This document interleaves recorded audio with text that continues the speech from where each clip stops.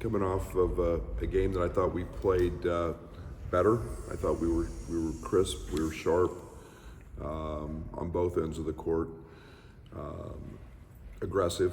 I think all those things we felt pretty good about. So obviously it's the next challenge. We're awfully excited and honored to be playing on Thanksgiving Day on CBS in a game that's, in my opinion, in one of the great basketball cities in the country. I go back a long way to, youth as going to the NAIA tournament in Kansas City at Municipal Auditorium, and obviously Big 8 and Big 12 tournaments there, and so it's a great place. T-Mobile is a wonderful arena, and then we've got Hall of Fame coach and John Calipari in year one at Arkansas. He's got a lot of carryover on his team with guys from Kentucky, and then Cal's always going to put a great group of freshmen out there. So chance for us to get better, chance for us to continue to grow, and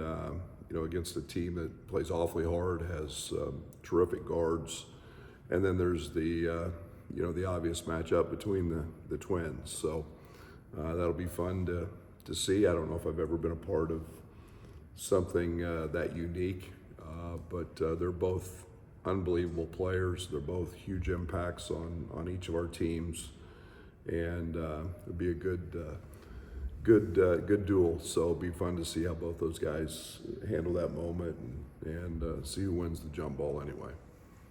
Through 6 games, how are you evaluating what you've gotten from Tommy, maybe in comparison to what you thought going in? I mean, you knew he was 21 and played good competition, but he's been really productive.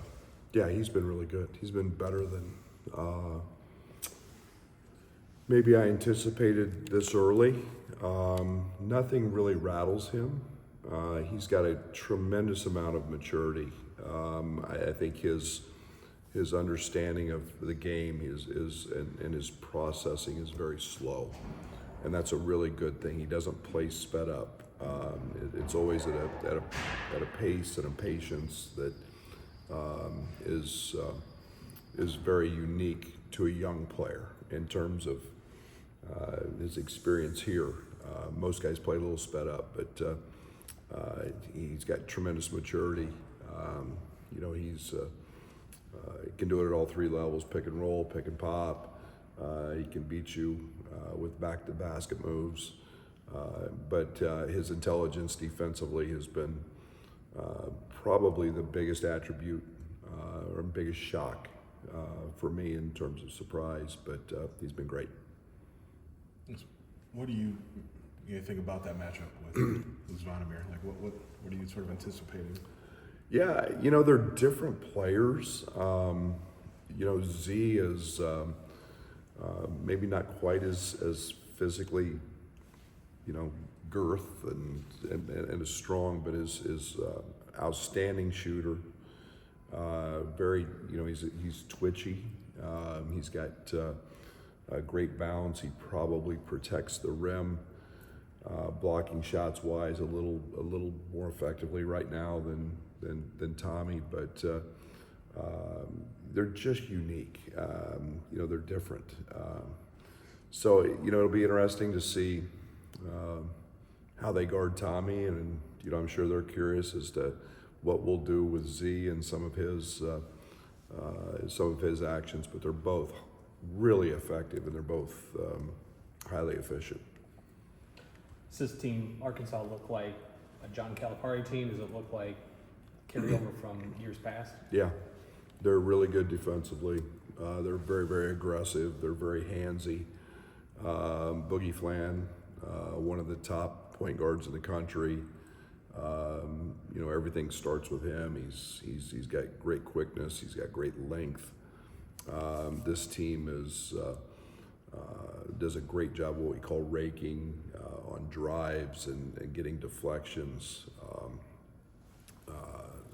So they're not a real deep team, but Cal's teams are always one of the top teams defensively and play really hard, and this team's no different.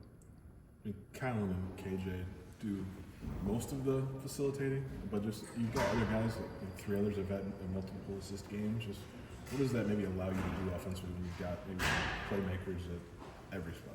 Yeah, and I think the one thing is we're trying to continue to play aggressively, and I thought that's what our biggest step was the other night, and try to play aggressively, not just fast, but aggressive, and you know, both those guys had 12 assists, or there was 12 assists between those two, but you know, I thought the thing we did the other night was great. Was we played offense through Tommy as well.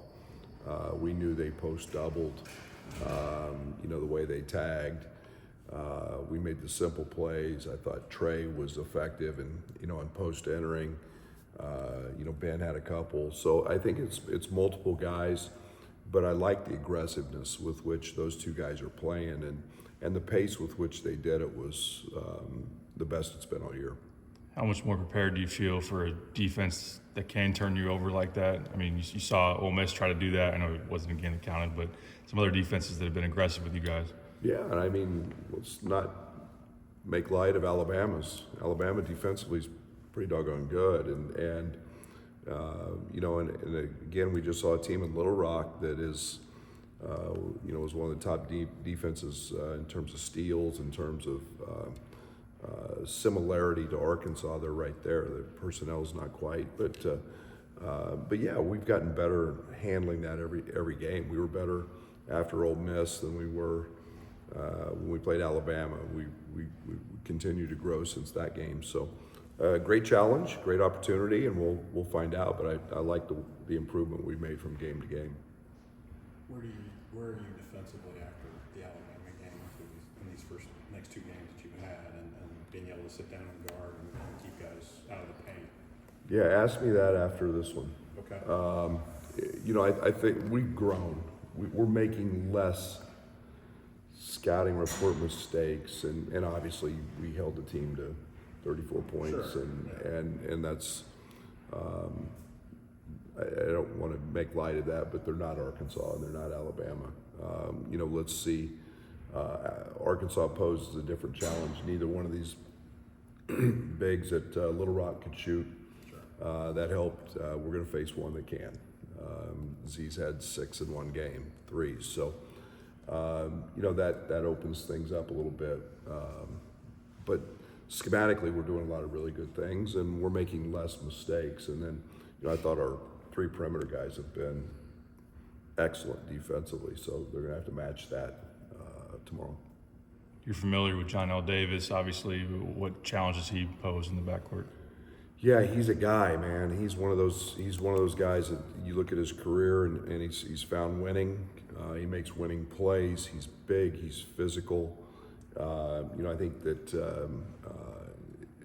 he's gotten better from game to game with them. You see him becoming more comfortable in what Cal's asking of him. His role's a little different than it was at FAU, but he is a guy that just finds baskets. He gets them on the offensive glass. He gets them in transition. He's strong. He'll get them an offensive rebound here or there. So he knows how to score points, and he's finding it in a lot of different ways. You mentioned their rotation not being very deep. I think before the season, Cal talked about, you know, why would you ever have more than 9 guys? I mean, just in terms of building a roster in this era, I mean, where do you sort of stand on that? Yeah, you know, I think everybody's it's a little bit different in terms of what this thing looks like in today's world. You know, I think it's philosophy, what you choose. You know, it's I think you start looking around even at the NBA. They're playing fewer guys. They're going, you know, eight deep. You know, maybe 9 in some cases, but you know, it just gets hard for everybody to play the minutes they want. If you know, there's 200 minutes in a game, and not everybody can play 30, and so it's about. I understand his philosophy. You know, it's the object is to win, so a lot of times you have to put your 5 best players out there as often as you can, and you know, we're still working on that. I feel a little more comfortable with the rotations we're getting into, but you know, 8, 9, gets really hard to play.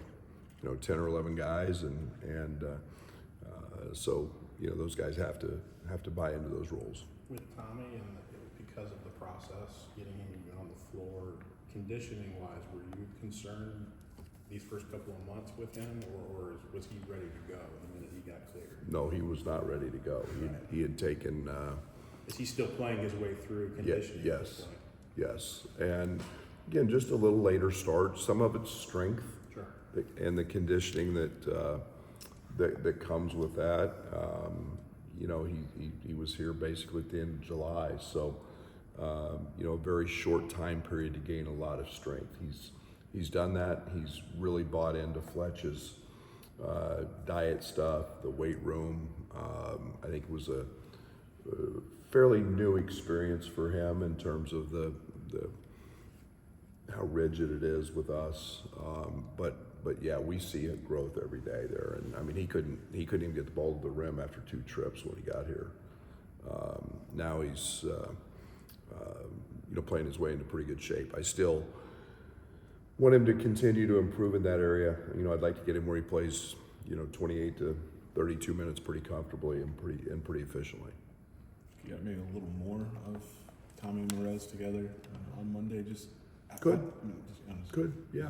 I think that's a good lineup for us, no matter who we play. My confidence in Merez is going through the roof. He's defensively a guy that can guard really anybody. He's got great feet. He's a great athlete. His rebounding and physicality and athleticism, and it's really hard to do what he's doing in terms of just catching balls above the rim, landing, and then just bouncing up and going to dunk them again on the offensive glass. And he's he's gaining confidence. We see that in his free throw stroke. We see that in his execution. So yeah, he'll be a guy that we could put out there with just about anybody. And for him to fully buy into that, just go rebound role. I mean, is that what this team needed to maybe be at whatever its best is? Sure. Yeah, and I think it's what he does best. We've tried to keep things really simple with Merez early. Set great screens, roll, guard. The one thing he's got a great gift is he's very vocal. So we didn't have to teach him a lot about that, and he talks what he sees, which is a big thing for big guys. So that's helped him, but yeah, he's kept things very simple. Hasn't tried to overcomplicate. Hasn't tried to do things he's not capable of doing yet. But he is he's impacted with his physicality and athleticism for sure. Obviously, international players playing college isn't anything new, but there's been a bigger wave, higher profile consistently. What do you think it means that you're seeing this matchup between these brothers instead of, have it here instead of in Serbia or Croatia? Like, what does it mean for college basketball, you think? Well, it's definitely helping the game. NIL's made it possible. There's no doubt about that. The insurgence of European guys is no greater example than these two. But that wouldn't happen without NIL. But it's just the trickle down. You look at the NBA, and arguably the best players in the NBA are Euros and guys from abroad, international guys. And for us to have those quality of guys in the collegiate game does nothing but enhance our game. They're a joy to watch. They're a joy to work with. And it's truly a blessing for all the fans that they get to see those guys before they wear an NBA uniform. They get to see them, in college. So they're advanced. They've seen a lot, and there's a great maturity to those guys. Aside from playing each other in the backyard, have they played against each other in Europe at all? I don't think so. I don't think they played very much against each other. I'm sure Z's probably, telling Cal that he whipped his butt all the time, and Tommy's telling me that he whips Z's butt all the time, and so it'll be an interesting matchup. So again, I think it's just unique to have two guys that have highly impacted their teams and twins going at it. It's a great story.